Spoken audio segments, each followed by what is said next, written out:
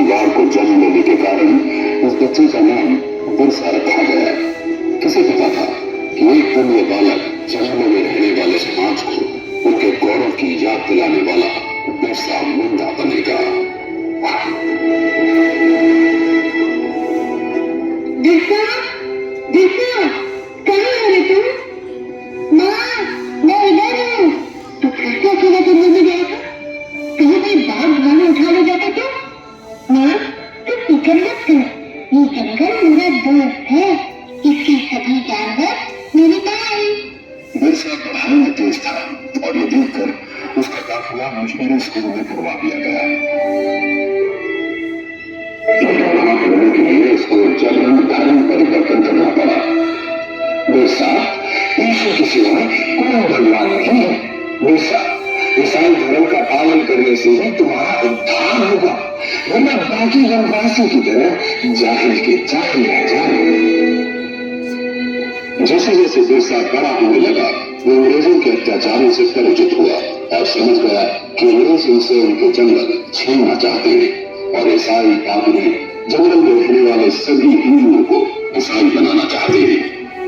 आपको हमारी मदद करनी होगी ताकि हम जंगल सभी आदिवासियों को ईसाई बना सकें। ये सब देख बिरसा ने ईसाई धर्म को त्याग दिया। हम आदिकाल से इन जंगलों में वास करते आए हैं। ये जंगल हमारे हैं। धर्म परिवर्तित करके अंग्रेज हमसे हमारे जंगल नहीं छीन सकते। भाइयों, अंग्रेजों के सामने मत झुको। आप लोग सम्मान के लिए खड़े हो। बिरसा के अनुयायी गांव-गांव में जाकर बिरसा की इस शिक्षा का प्रचार करने लगे। इसके कहने से वनवासियों ने अंग्रेजों को लगाम देना बंद कर दिया। वो सब एक अंग्रेजी हुकूमत तुरने आ गई और उन्होंने बगावत हटाने के जुर्म के लिए बिरसा को 2.5 साल कठोर कारावास की सजा सुनाई। लेकिन बिरसा का आंदोलन अब रुकने वाला नहीं था। न वनवासियों ने लगाम दिया, न बेगारी की। बिरसा के छूटने पर सारे वनवासी उसके गांव में इकट्ठा हो गए। बिरसा की क्रांति की पुकार से सूरभूमि, छायावासा और रांची के जंगल गूंज उठे। अब वक्त आ गया है जब हम अपनी जमीनें अंग्रेजों से वापस लेंगे और एक नए सदी का आरंभ होगा। हम इस धरती के पुत्र हैं और यहाँ हमारा राज होगा। बिरसा गांव-गांव घूमकर अंग्रेजों के खिलाफ मोर्चा बढ़ाने लगा। बिरसा के अनुयायी अपनी कमान सजाकर अंग्रेजों की बंदूकों पर भारी पड़ने लगे। वो जंगल से आते और अंग्रेजों को मारकर गायब हो जाते हैं।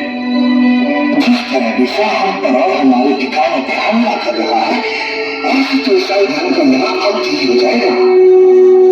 वो सब वनवासियों को ईसाई बनने नहीं देगा। हम बिरसा के सिर पर भारी इनाम रखेंगे। फिर देखते हैं वो भागकर कहाँ जाता है। जल्दी। ऊपर के दावत से भी किसी वनवासी ने बिरसा से गद्दारी नहीं की और अंग्रेजों को एक के बाद एक हार का सामना करना पड़ा। एक बार जंगल में खाना बनाने के धुएं से अंग्रेजों को बिरसा के ठिकानों का पता चल गया। सभी वनवासी सरदार बिरसा समेत पकड़े गए और उन्हें सख्त कारागार में डाल दिया गया। बिरसा की कमर और पैरों में लोहे की बेल में डाल उसे छोटी सी कोठरी में बंद कर दिया गया। अंग्रेजों ने उसके खाने में आर्सेनिक नाम का जहर डालकर उसे मरवा डाला और उन्होंने को यूं बताया कि वो हैजे से मर गया। मात्र 25 वर्ष की आयु में बिरसा अपने धर्म और देश की रक्षा के लिए शहीद हो गया।